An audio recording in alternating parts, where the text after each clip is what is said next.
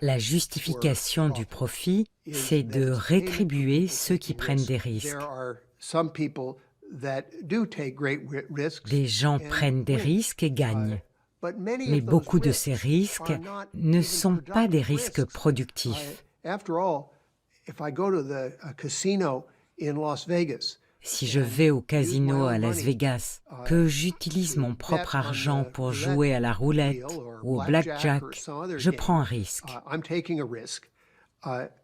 Je vais peut-être gagner beaucoup d'argent, mais mon gain ne remplira pas une fonction sociale.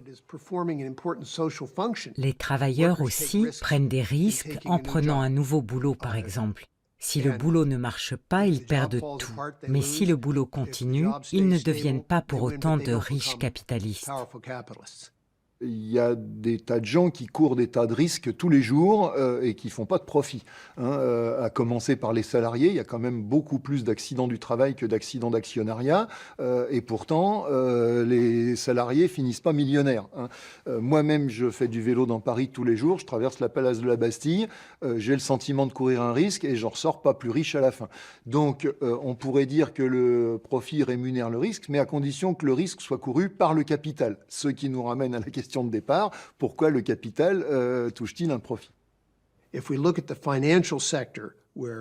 Si vous regardez le monde de la finance, historiquement, beaucoup de fortunes ont été créées dans ce secteur.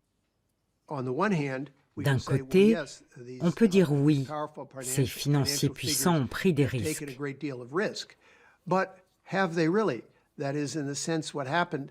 Mais est-ce qu'ils ont pris des risques?